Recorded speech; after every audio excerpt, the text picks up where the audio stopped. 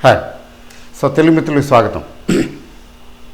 ఈరోజు మార్కెట్ ఒక 100 పాయింట్లు అంటే ఎట్లా అంటే అడ్జస్ట్మెంట్ మార్కెట్ మూమెంట్ కొంచెం పైకి కిందకి అంటారు కదా, ఆ టైప్ అడ్జస్ట్మెంట్స్ జరిగినట్లు లెక్క.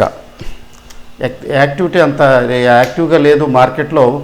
బిగ్ బయర్స్ కానీ బిగ్ సెల్లర్స్ కానీ లేరు. అంతా చిన్న స్మాల్ ఇన్వెస్టర్స్, స్మాల్ ట్రేడర్సు, తర్వాత ఇంట్రాడే ప్లేయర్సు అంతే. అంటే మార్కెట్ ఒక డైరెక్షన్ తీసుకోలేకపోతున్నది. అంటే ఇట్లా మార్కెట్ ఈ స్మాల్ ప్లేయర్స్ మూవ్ చేసినప్పుడు నడుపుతున్నప్పుడు ఏమవుతుందంటే అక్కడక్కడే చూడటానికైతే 100 పాయింట్లు బాగానే పెరిగిందని అనిపిస్తున్నది, కానీ బట్ ఏంటంటే ఇట్స్ ఓన్లీ అన్ అడ్జస్ట్మెంట్. అయితే ఇది 12,000కి వెళ్ళనివ్వటం లేదు. 12,000 రేంజ్కి వెళ్తేనేమో పెద్దోళ్ళు వచ్చి ద్వీపాంతర వాసులు వచ్చి కొట్టేస్తున్నారు, అలా అర్థం చేసుకోవాలి. అలా కాకుండా 11,600-700 రేంజ్ అయితే కొంచెం బయింగ్ వస్తున్నది. అంటే మార్కెట్ గురించి ఎవరో భయపడటం లేదని అర్థం. భయపడటం లేదు కాబట్టి ఒకవేళ కొంచెం ఫాస్ట్గా వేగంగా తగ్గినా మళ్ళీ బయింగ్ వస్తున్నది. అంటే సెంటిమెంటు, దీన్నే ఏమంటామంటే సెంటిమెంటు అంటాం. సెంటిమెంటు పాజిటివ్గా ఉంది అంటే సెంటిమెంట్ నెగిటివ్గా ఉందా పాజిటివ్గా ఉందా అంటారు కదా. సెంటిమెంటు బేరిష్ సెంటిమెంటా బుల్లిష్ సెంటిమెంటా అంటారు కదా. దీన్ని బేరిష్ సెంటిమెంట్ అనటానికి వీల్లేదు, ఎందుకంటే తగ్గినప్పుడల్లా సపోర్ట్ వస్తున్నది. మరి ఇలాగే ఉంటుందండి, ఇంకా ఇలాగే ఉండి పికప్ అయ్యి పైకి వెళ్ళిపోతుందండి అంటే అట్లా ఏం చెప్పలేం. కానీ మనము ఇది 12,000 వరకు ఇలాంటి ఇబ్బందులు ఉన్నాయి. ఎందుకంటే 12,400 ఆల్ టైమ్ హై. సో 12,000కి వెళ్ళేటప్పుడు బయింగ్ సెల్లింగ్ వచ్చేస్తున్నది. అలా అని తగ్గుతుంటేనేమో బయింగ్ వస్తున్నది. అందువల్ల సెంటిమెంటు పాజిటివ్గానే ఉంది, నెగిటివ్గా లేదు. అదే సెంటిమెంట్ నెగిటివ్గా ఉన్నప్పుడు ఏమవుతుందంటే పెరుగుతున్నప్పుడు కొడతారు, ఏమాత్రం పెరిగినప్పుడల్లా కొడతారు. కొద్దిగా పెరిగినా చాలు కొట్టేస్తారు. అంటే పెరిగేటప్పుడు 30-40 పాయింట్లు 50 పాయింట్లు పెరుగుతుంది, రికవర్ అవుతుంది, 100, 150, 200 పాయింట్లు పడిపోతుంది. అంటే రికవరీ తక్కువను, తగ్గేది ఎక్కువ. అంటే సెంటిమెంట్ వీక్ లేదా బేరిష్ సెంటిమెంట్ అంటాం దాన్ని. ప్రస్తుతం బేరిష్ సెంటిమెంట్ లేదు, బుల్లిష్ సెంటిమెంటే ఉంది. అయితే డే టు డే మనం చెప్పలేం. డే టు డే పెరుగుతుందా, ఇవాళ పెరుగుతుందా, రేపు పెరుగుతుందా అంటే ఇట్స్ ఓకే. పెరగటం తగ్గటం ఇవన్నీ జరుగుతూనే ఉంటాయి. డే టు డే ఇష్యూ ఏం లేదు. బట్ బ్యాంక్ నిఫ్టీ ఈరోజు గణనీయంగా పెరిగింది. బ్యాంక్ నిఫ్టీ పెరగబట్టి, ఎందుకంటే 24,000 దాటటం వల్ల బ్యాంక్ నిఫ్టీ వల్ల నిఫ్టీకి వచ్చింది స్ట్రెంగ్త్. ముఖ్యంగా ఐసిఐసిఐ బ్యాంక్ లాంటివి, కోటక్ బ్యాంక్ లాంటివి పెరిగాయి. అయితే విశేషం ఏంటంటే హెచ్డిఎఫ్సి బ్యాంక్ పార్టిసిపేట్ చేయకుండానే బ్యాంక్ నిఫ్టీ బాగా పెరిగింది. ఫర్ ఎగ్జాంపుల్ ఎస్బీఐ పెంచారు బాగా. ఎస్బీఐ, ఐసిఐసిఐ బ్యాంక్ వీటి వల్ల యాక్సిస్ ఒకటి పెరిగినట్లుంది. అంటే బ్యాంక్ నిఫ్టీ బాగుంది. బ్యాంక్ నిఫ్టీ వల్ల నిఫ్టీ ఈరోజు పెరిగింది. అయినా బ్యాంక్ నిఫ్టీ 25,000కి వెళ్లకుండా, ఇంతకుముందు కూడా డిస్కస్ చేసాం మనం, బ్యాంక్ నిఫ్టీ 25,000కి వెళ్లకుండా నిఫ్టీ 12,000కి వెళ్ళటం సాధ్యమైనటువంటి విషయం కాదు. ఒకవేళ అట్లాంటివి జరిగినా అక్కడ నిలబడకపోవచ్చు అని. లాస్ట్ టైం జరిగింది అలాగా. 12,000కి వెళ్ళి దబ్బును పడేశారు, చాలా గట్టిగా పడేశారు. స్టీప్ ఫాల్ 290 పాయింట్లు, అంటే నెట్ ఓవరాల్గా 400 పాయింట్ల దాకా ఒకరోజు తగ్గింది పీక్ నుంచి తీసుకుంటే. ఎందుకని అలా జరిగిందంటే అక్కడ బ్యాంక్ నిఫ్టీ సపోర్ట్ చేయటంలా, బ్యాంక్ నిఫ్టీ సపోర్ట్ లేకుండా నాన్ బ్యాంకింగ్ స్టాక్స్ బేసిస్ మీద వెళ్ళటం, అది నిలబడటం కష్టం. ఇప్పుడు ఈ రోజైతే 24,000 వచ్చింది డిసైసివ్గా, 24,000 ప్లస్ బ్యాంక్ నిఫ్టీ. ఇది ఇలా పెరుగుతూ 25,000 రేంజ్కి వెళితే అక్కడ నిఫ్టీకి సపోర్ట్ అందుతుంది. అక్కడ 12,000 రేంజ్కి వెళుతుంది. ఏముందిలేండి, 12,000కి వెళ్ళటానికి ఎంత, 150 పాయింట్లు. 150 పాయింట్లు కూడా లేదు, ఇంకా తక్కువే అనుకుంటా. 100+ పాయింట్స్ చూస్తూ 12,000 అయిపోతుంది. కదండి. చూస్తూ 12,000. బట్ ఎట్లా ఉంటుందో చూద్దాం. బ్యాంక్ నిఫ్టీ వల్ల ఈరోజు నిఫ్టీకి కొంచెం స్ట్రెంగ్త్ వచ్చింది. బట్ ఇవంతా అడ్జస్ట్మెంటే. కొంచెం పైకి వెళ్ళిన తర్వాత మళ్ళీ కిందకి తీసుకురావటం అంటే యాక్చువల్గా స్మాల్ ప్లేయర్స్, ఇంట్రాడే ప్లేయర్స్ ఎక్కువ మార్కెట్లో యాక్టివిటీలో పార్టిసిపేట్ చేసినప్పుడు, అంటే పెద్ద వాళ్ళు, పెద్ద ఆపరేటర్స్ లేనప్పుడు ఏమవుతుందంటే వెళుతుంది, పైకి వెళ్ళినట్టు వెళ్తుంది, మళ్ళీ అక్కడ నిలవదు, ప్రాఫిట్ బుకింగ్ వచ్చేస్తుంది, మళ్ళీ వెనక్కి వచ్చేస్తుంది. డిసైసివ్గా ఒక డైరెక్షన్ తీసుకోదు మార్కెట్. అందువల్ల ఏమి పెద్ద మార్కెట్లో ఏమి ఎక్స్పెక్ట్ చేయడానికి ఏం లేదు. 12,000, 11,600 అట్లా తీసుకోవటం. It will be between 12,000 and 11,600 ఇట్లా ఉంది ప్రస్తుత పరిస్థితి. బ్యాంక్ నిఫ్టీ అంతే, 23 + 23, 25 మ్యాక్సిమం 25 కనపడుతున్నది, ఇక్కడేమో 23 కనపడుతున్నది. 23కి వస్తేనేమో బయింగ్ వస్తున్నది, 25 రేంజ్కి వెళ్తేనేమో సెల్లింగ్ వస్తున్నది. Anything special going to happen? Let us see. ఎప్పుడన్నా ట్రెండ్ చేంజ్ అంటాం దాన్ని. అట్లా ట్రెండ్ చేంజ్ అయినప్పుడు డిఫరెంట్గా ఉంటుంది. అయితే రేపు ఎలా ఉంటుంది? సారీ, వెండి తెరపై చూడవలసిందే. అయితే పెద్దగా యాక్టివ్గా లేదు పైకి వెళ్ళటానికి, అలాని పడిపోవటానికి కూడా ఏమీ లేదు. మార్కెట్లో వాళ్ళు చూపించాల్సిందే రేపు, కానీ ముందుగా ఏమీ కనిపించడం లేదు, అంతా వెండి తెరపైనే. ఆ తర్వాత ఈరోజు ఒక ఇంపార్టెంట్ పాయింట్ డిస్కస్ చేసి క్లోజ్ చేస్తాను. Why PSU stocks are dragging, not rising. మీరు గమనించారో లేదో, పిఎస్యు స్టాక్స్ పెరగటం లేదు. తర్వాత పిఎస్యు బ్యాంక్స్ వదిలేయండి, బ్యాంక్స్ ఎప్పుడో పోయాయి. పబ్లిక్ సెక్టార్ అండర్టేకింగ్స్ కంపెనీలు ఏమైనా ఉంటే మోర్ దాన్ 90% ఆర్ 90% లాగార్డ్స్ అంటే వెనకబడిన జాతే, పెరగటం లేదు. రైట్ ఫ్రమ్ ఓఎన్జీసీ దగ్గర నుంచి మీరు ఏ కంపెనీ తీసుకున్నా, ఎన్టీపీసీ, ఓఎన్జీసీ, ఇట్లా ఏ కంపెనీని తీసుకున్నా కానీ లాస్ట్ 5 years రికార్డు చూడండి, మైనస్లోనే ఉంది. అంటే లాస్ట్ 5 yearsలో అంటే 5 years రేంజ్లో ఎవరైనా ₹1,00,000 ఇన్వెస్ట్ చేస్తుంటే 20 నుంచి 40,000 వస్తున్నది చాలా పిఎస్సిలో. అంటే ఏంటి, 60% దాకా పోయింది.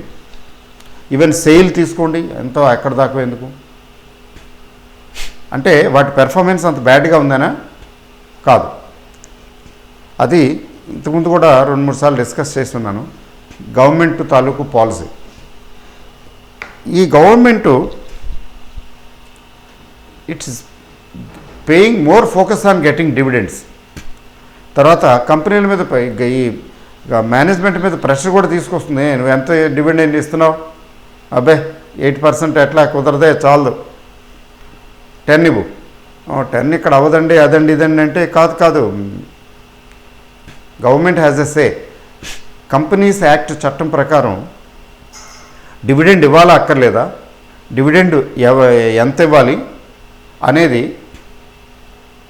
షేర్ హోల్డర్లు అందరూ కలిపి డిసైడ్ చేసి, యునానిమస్గా 100% షేర్ హోల్డర్స్ డిసైడ్ చేసి ఒక స్పెషల్ రిజల్యూషన్ పాస్ చేసినా కానీ అది చెల్లదు. Share holders have no say in dividend. మరి ఎవరండి అంటే బోర్డ్ ఆఫ్ డైరెక్టర్స్ బోర్డు మీటింగ్లో డిసైడ్ చేస్తారు ఎంత డివిడెండ్ ఇవ్వాలని. అందువల్ల ఏంటంటే అది కంపెనీల చట్టం ఇన్వెస్టర్స్కి, షేర్ హోల్డర్స్కి ఎందుకు ఇవ్వలేదంటే అలాంటి హక్కు అంటే వాళ్ళు ఇష్టం వచ్చినట్టు డిమాండ్ చేసేస్తారు, ఇష్టం వచ్చినట్టు అడుగుతారు. It may affect the working of the company. కంపెనీలో ఇన్వెస్ట్ చేయాలి, లేదు మాకు ఇంత డివిడెండ్ ఇచ్చి తీరాలి అంటే ఏమవుతుంది? ఏదో పిల్లలు మారాన్ చేస్తారు చూసారా, లేదు నాయనా ఇది ఫలానా పర్పస్కి డబ్బులు అవసరం, దానికి కట్టాలి అంటే నాకు తెలియదు, నువ్వు కడతావు మానేస్తావు ఇన్స్టాల్మెంట్, నాకు అనవసరం, నాకు ఇది ఇచ్చి తీరాలి, నాకు 40,000 మొబైల్ కొని తీరాల్సిందే అని కుర్రాడు మారాన్ చేస్తాడు అనుకోండి, ఎలా ఉంటుంది? ఆ 40,000 ఇన్స్టాల్మెంటు, లోనుకి ఇన్స్టాల్మెంట్ కట్టాలి, కట్టకపోతే వాడు పెనాల్టీ వేస్తాడు, నోటీసులు వస్తాయి అని చెప్పి పెట్టించాను ఆయన అంటే కుదరదు. 40,000 నాకు మొబైల్ కొనాల్సిందే అంటాడు పిల్లవాడు. ఏం చేస్తామండి? ఇట్లాంటి సిచ్యువేషన్స్ చాలా ఉన్నాయి, ముఖ్యంగా మిడిల్ క్లాస్ ఫ్యామిలీస్లో ఉంటాయి ఇలాగా. నేను స్వయంగా చూశాను ఒకసారి. ఒక చిన్న బార్బర్ షాప్, ఆ బార్బర్ షాప్లో వైఫ్ ఫోన్ చేసేసి అతనికి భయంకరంగా ఇన్ఫ్లుయెన్స్ చేసేస్తుంది. ఫోన్ మీదే ఇతనే కంగారు పడిపోతున్నాడు, మొత్తానికి తీసిచ్చాట. అందులో ఉన్న వర్క్ చేసే అబ్బాయిని ఊరికే ఏంటి అడిగా అవుట్ ఆఫ్ క్యూరియాసిటీ, ఏంటి బాబు అంటే వాడికి మొబైల్ కావాలంటే అండి చంపేస్తున్నాడు. వాడి మొబైల్కి వాళ్ళ అమ్మ భయంకరంగా వాయించేస్తుంది మొగుడిని పట్టుకుని. వెళ్ళిపోయాడు, షాప్ నుంచి వెళ్ళిపోయాడు ఏదో కొనివ్వటానికి. వాడు కొడతాడు కూడానండి, వాళ్ళ అబ్బాయి కొడతాడు కూడానట మాట వినకపోతే. ఏముందిలేండి మామూలే. అలా బలవంతాన ఇప్పుడు అట్లా అనమాట. ఇప్పుడు షేర్ హోల్డర్స్కి అలాంటి అధికారం ఉంటే ఏమవుతుంది, తండ్రిని కొట్టి కొడుకు అది చేయి ఇది చేయి ఇక్కడ సంతకం పెట్టు అంటాడు చూసారా, అలాంటి పరిస్థితి వస్తుంది. అందుకని కంపెనీల చట్టంలో ఆ పవరు షేర్ హోల్డర్స్కి ఇవ్వలేదు, ఓన్లీ బోర్డ్ ఆఫ్ డైరెక్టర్సే. ఆ బోర్డ్ ఆఫ్ డైరెక్టర్స్ కావాలంటే ఇస్తారు డివిడెండ్, లేకపోతే లేదు. కానీ గవర్నమెంట్ కంపెనీస్ ఎక్సెప్షన్ అంటే చట్ట ప్రకారం కాదు. Government secretary, finance secretary phone చేస్తాడు కంపెనీకి, సిఇఓకి ఎండీకో, ఏంటి మీ డివిడెండ్ ఎంత, అంతా చందాలు పోగు చేసుకున్నట్టే. డివిడెండ్ ఎంత అంటే ఏదో చెప్తాడు, ఎట్లా అంటే కాదు అంత కాదు ఇంత ఇవ్వు. వాళ్ళు ఎంత డివిడెండ్ ఇవ్వాలో వీళ్ళు చెప్తారు. అది దట్ హ్యాస్ బీన్ హ్యాపెనింగ్. నేను చూస్తున్నాను గత 5-6 సంవత్సరాల నుంచి ఇది కనపడుతున్నది. అందుకని పెద్ద ఇన్వెస్టర్లు ఎవరో హెచ్ఎన్ఐస్ చూసారా, హెచ్ఎన్ఐస్ టైపు పెద్ద పెద్ద ఇన్వెస్టర్లు ఎంటర్ అవ్వకపోతేనండి షేర్ల ధరలు పెరగవు. మీరు నేను మళ్ళాంటి వాళ్ళు కొనుక్కుని పెట్టుకుంటే షేర్ల ధర పెరగవు. రెండో రీజను, వాళ్ళు గవర్నమెంట్ సంస్థలు ఎలా ఉంటాయంటే everybody's business is nobody's business. వాళ్ళు టయాన్ని ఏదో ఆఫీస్కి వెళ్తారు, వస్తారు, ఏదో పాలసీ అంటారు, అక్కడ సంతకం పెడతారు, ఇంత సంతకం పెడతారు, అయిపోతుంది. క్రియేటివిటీ, డైనమిజం వీటితో పని లేదు. పైగా వీళ్ళ ఎండీలు, సిఇఓలు చాలా వరకు ఏంటంటే ఈ పొలిటీషియన్స్ కూడా ఉంటారు అందులో, లేకపోతే ఈ బ్యూరోక్రాట్స్, ఐఏఎస్ ఆఫీసర్స్. సో వాళ్ళకి ఎవరో పట్టం కట్టరు కదా, పథకాలు గోల్డ్ మెడల్ ఎవరెవరు కదా, దెర్ ఇస్ నో ఇన్సెంటివ్. నడుస్తుంది నడవని. ఇన్నోవేటివ్గా, క్రియేటివ్గా ఎట్లా చేద్దాం అట్లా చేద్దాం అనేటువంటి ఆలోచన తక్కువగా ఉంటుంది.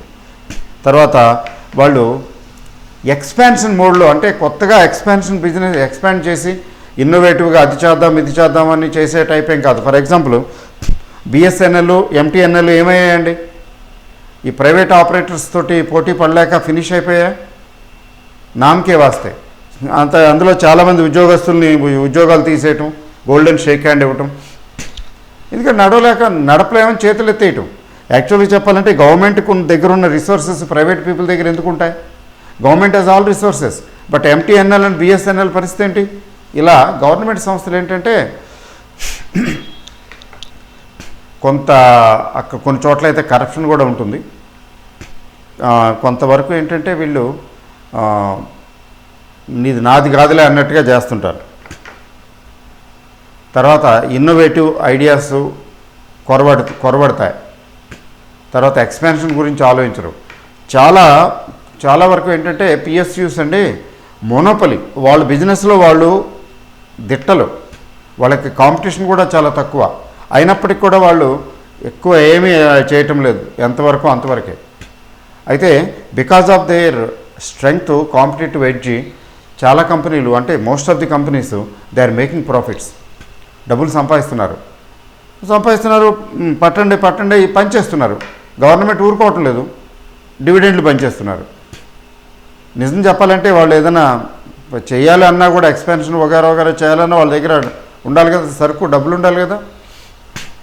అట్లా అనమాట గవర్నమెంట్ పాలసీ మెయిన్గా దెబ్బతీస్తున్నదని చెప్పచ్చు. వై పిఎస్సీస్ ఆర్ నాట్ ఫేరింగ్ వెల్. తర్వాత government is busy. At the most ఏం చేస్తున్నదంటే గవర్నమెంటు, అబ్బాయి ఇందులో మేము స్టేక్ అమ్ముతాం, స్టేక్ అమ్మాలనుకుంటే దాన్ని జాగ్రత్తగా మెయింటైన్ చేస్తున్నారు. ఏ ఎల్ఐసికో చెప్తారు, ఆ షేర్ ప్రైసెస్ పడకుండా చూస్తుంది, లేకపోతే పెంచేస్తారు. ఎల్ఐసి, జిఎస్సి సంస్థలు ఉన్నాయి కదా, గవర్నమెంట్ జేబు సంస్థలు. ఆ గవర్నమెంట్ జేబు సంస్థలు తలుచుకుంటే ఎంతసేపు లేపేస్తారు, లిఫ్ట్ చేసేస్తారు. ఆ మధ్యన దానికి చేశారు కదా హాల్కి, హిందుస్థాన్ ఏరోనాటిక్స్ లిమిటెడ్ 1100 1200 తీసుకెళ్ళారు ఆ మాటలు ఈ మాటలు చెప్పి. మళ్ళీ మామూలే. తర్వాత అమ్మారు కూడా కొంత పోర్షను. సో ఇప్పుడు గవర్నమెంట్ ఆలోచన ఏమిటంటే, ఇప్పుడు న్యూస్ ఏంటంటే గవర్నమెంట్ కొన్ని ఐపీఓలు తీసుకొచ్చి ఇంకొంత అమౌంట్ గార్నర్ చేయాలని, ఇంకొంత అమౌంట్ కలెక్ట్ చేయాలని. ఉన్న ఐపీఓల్లో కూడా న్యూ ఫండ్ ఆఫర్ లాగా ఉన్న ఐపీఓల్లో కూడా ఉన్న కంపెనీల్లో కూడా ఇంకొంచెం ఇప్పుడు మొన్న హాల్లో లాగా ఇంకొంచెం పర్సంటేజ్ అమ్మటం పబ్లిక్కి. అటువంటి కంపెనీలకి మాత్రం జాగ్రత్తగా విండో డ్రెస్సింగ్ అని కాదు కానీ అటువంటి కంపెనీలు జాగ్రత్త పడుతూ ప్రైసెస్ మెయింటైన్ చేసుకుంటూ పడకుండా జాగ్రత్త పడి మెల్లిగా పబ్లిక్ అంటగట్టేస్తారు. 10%, 15%, 5%. ఆ కంపెనీల షేర్లు మాత్రమే కొంచెం సజావుగా ఉంటాయి పైన. ఆ తర్వాత నిలబడతాయని ఏం గ్యారంటీ లేదులేండి. ఆ తర్వాత మామూలు వదిలేస్తారు కదా, వదిలేస్తే ఉంది కిందకే. That is what happening. మరి కొన్ని కంపెనీలు అంతా బాగానే ఉంది కానీ అల్లుడి నోట్లో సెన్ అన్నట్టు performance okay, they have some advantage also. మిగిలిన వాటితో పోలీస్ చూస్తే వాటికి స్పెషల్ అడ్వాంటేజ్ ఉంది. They are earning money but they are not rising. Share prices మాత్రం పెరగటం లేదు. ఒకప్పుడైతే పెరిగేవి. ఎందుకనో లాస్ట్ 5-6 ఇయర్స్ని చూస్తున్నాను. పిఎస్యూల్ని కొనుక్కున్న వాళ్ళకి లాసులు. ఎట్ ది మోస్ట్ ఏంటంటే కాంపెన్సేషను, కన్సోలేషను, వాళ్ళకి డివిడెండ్ బాగా వస్తున్నది. టేక్ ఫర్ ఎగ్జాంపుల్, నేను చూస్తాను, మీరు చూడండి, మీకు కోల్ ఇండియా,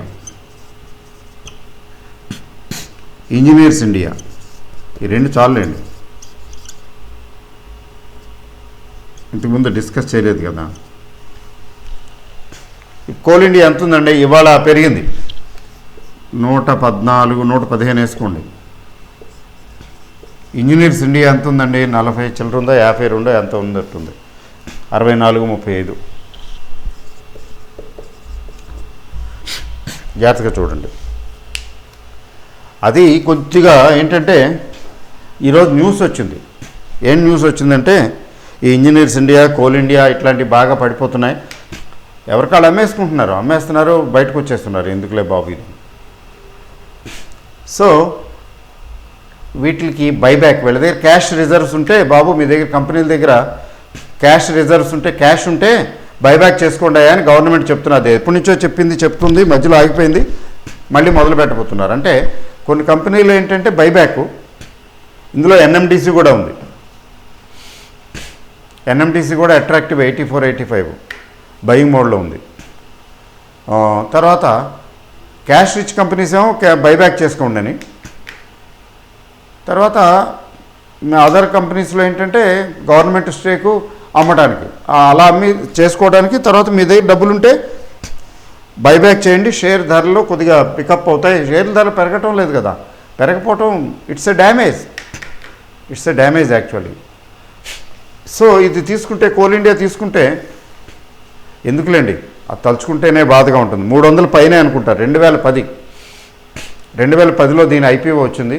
పెద్ద యుఫోరియా, పెద్ద ఓహో అన్నారు. చాలా one of the largest IPOs in India.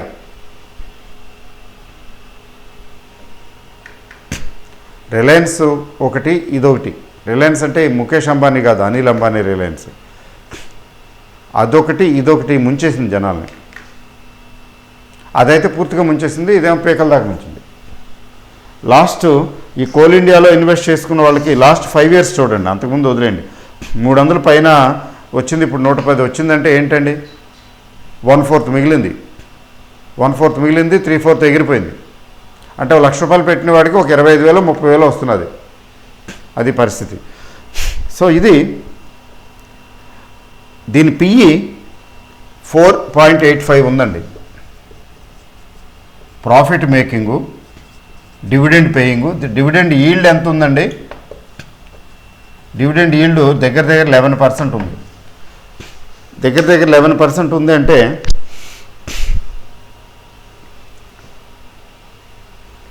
అంటే ఇప్పుడు 115 కొనుక్కుంటే దగ్గర ₹10, ₹12 డివిడెండే వస్తుందన్నమాట. అంటే 10 ఇయర్స్లో మన డబ్బులు మనకు వచ్చేస్తాయి అని అర్థం. ఎంత చౌక చూడండి. పోనీ ఏమన్నా లాస్ మేకింగా, జీరో అయిపోతుందేమోనా? ఎంత పెద్ద కంపెనీ ఇది, very big company. Coal India అంటే జోక్ కాదు, అది పరిస్థితి. అందుకని దీన్ని బైబ్యాక్ గురించి ఆలోచిస్తున్నారు. కొంచెం వాచ్ లిస్టులో పెట్టుకోండి, వాచ్ లిస్టులో పెట్టుకోండి. మీరు కొనాలా అక్కర్లేదా అనేది నేను రికమెండేషన్స్ ఏమి చేయటం లేదు. కొనమని చెప్పను, అమ్మమని చెప్పను, but I want to educate, I want to give information only. తర్వాత ఎన్ఎండిసి మీకు తెలిసిందే కదా, 84 ఉంది, 84, 81 నుంచి ఆ మధ్యన 81 అట్లా వచ్చినప్పుడు కూడా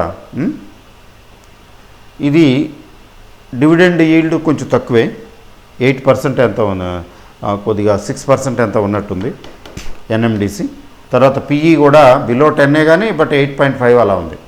తర్వాత ఇంజనీర్స్ ఇండియా అగైన్ పిఈ కొద్దిగా ఎక్కువ ఉంది, 11.5 ఎంత ఉంది సుమారుగా. దీని డివిడెండ్ ఈల్డ్ కూడా 10% రేంజ్లో ఉంది, 10% ప్లస్. 8.3 కదా, తక్కువలేండి. సో అది ఎప్పటికవుతుందో ఏమవుతుందో న్యూస్ వరకే వచ్చింది. వీళ్ళు బైబ్యాక్కి వెళ్తారని, ఎన్టీపీసీ ఇంకా ఉన్నాయి, ఈ 2-3 కాదు ఉన్నాయి, వీళ్ళు బైబ్యాక్కి వెళ్తారని. నిజంగా బైబ్యాక్కి వెళ్తే అప్పుడు చూద్దాం.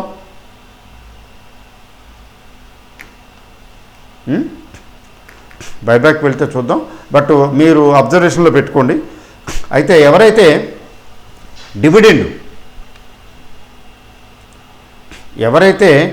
డివిడెండు అట్రాక్టివ్గా ఉంది, నేను కొంత ఫండ్స్ ఇందులో పెట్టుకుంటాను అనుకున్న వాళ్ళకి ఓకే. ఎందుకంటే ఇందులో ఏముంది, డివిడెండ్ వస్తూ ఉంటుంది కదా, ధరలు తగ్గినా పెరిగినా పర్వాలేదండి, ప్రైసెస్ దానికే ఉంది. కొంత అమౌంట్ ఇందులో వేసుకుంటానంటే లక్షల్లో పెట్టకూడదు ఎప్పుడు కూడా. కొంత అమౌంట్ వేసుకుంటాను ఇందులో అనుకుంటే వీటిలో వేసుకుంటే సేఫ్టీ ఉంది, గవర్నమెంట్ కదా, సేఫ్టీ ఉంది, డివిడెండ్లు బాగా వస్తున్నాయి. అయితే ఎప్పుడన్నా మార్కెట్ జోరు అందుకుని పిఎస్యూస్కి మంచి రోజులు వస్తే రాకపోవులేండి, ఇట్ ఈస్ ఎకనామిక్ సైకిల్. ఏవైతే వెనకబడి ఉన్నాయో, పడిపోయి ఉన్నాయో, మెల్లిగా వాటికి టైం వస్తుంది, అవి పికప్ అవుతాయి. ఇప్పుడు పిఎఫ్సి తీసుకోండి, ఆర్ఈసి తీసుకోండి, బాప్రే, నాకు ఎప్పుడు ఏం కొనాలో తోచనప్పుడు నేను ఆర్ఈసి, పిఎఫ్సి లాంటివి కొంటుంటాను. ఎందుకని సరదాగా 10%, 15% వచ్చేస్తుంది. అది పెరిగాయి అనుకోండి, డివిడెండ్ ఈల్డ్ తగ్గుతుంది, పర్వాలేదు, పెరిగితే డబ్బులు వస్తాయి, గ్రోత్ పెరిగితే ప్రాఫిట్స్ వస్తాయి, పెరగకపోతే డివిడెండ్ వస్తుంది. You are getting my point. So ప్రతి ఒక్కరి పోర్ట్ఫోలియోలో మినిమం ఒక 30%, 25 to 30% హై డివిడెండ్ ఈల్డ్ కంపెనీల ఇన్వెస్ట్మెంట్ ఉంటే బాగుంటుంది. ఎందుకని ఆ ఆనందమే వేరు. డివిడెండ్ వస్తుంటే 100 రూపాయలు పెట్టి కొనుక్కుంటే 87 ఎంతండి, 87, 86 పిఎఫ్సి, 87, 86 పెట్టి కొనుక్కుంటే వాళ్ళు 9 రూపాయలు, 10 రూపాయలు డివిడెండ్ ఇస్తుంటే బాపురే, వాళ్ళు వెనక్కి ఇచ్చేస్తున్నారు డబ్బులు దాదాపు. అలా 7, 8 ఏళ్ళు, 9 ఏళ్ళు అలా ఇస్తే మన డబ్బులు మనకు వచ్చేసినట్టే. 7, 8 ఏళ్ళు, 9 ఏళ్ళు కూర్చుంటానికి డివిడెండ్ కోసం మనమే ఇన్వెస్ట్ చేయమనుకోండి, ఈలోగా ఎప్పుడో వస్తుంది ఉప్పిన. 100కి వెళ్ళినా చాలు కదా, 87 రూపాయలది, 100, 110కి వెళ్తే చాలుగా. ఆ మధ్యన వచ్చింది కూడా, పెరిగింది కూడా, బయటకు వచ్చేయటమే, ప్రాఫిట్ బుక్ చేసుకోవటమే. నాకు డివిడెండ్ వద్దాయా, ప్రాఫిట్ కావాలంటమే. ఎప్పుడైతే ప్రాఫిట్స్ లేవో, నాకు ఏం పర్వాలేదు, నాకు డివిడెండ్ వస్తే చాలు, డివిడెండ్ ఎంజాయ్ చేస్తాను అందాక అంటే బోత్ వేస్ పాజిటివ్ అప్రోచ్. పెరగకపోతే డివిడెండ్ వస్తుందని ఆనందించడం, పెరిగితే డివిడెండ్తో పని ఏంటి, నాకు ప్రాఫిట్ వస్తుందని బయటకు వచ్చాడు. అది సంగతి, అది పిఎస్యూస్. ఓకే అండి, థ్యాంక్ యూ వెరీ మచ్.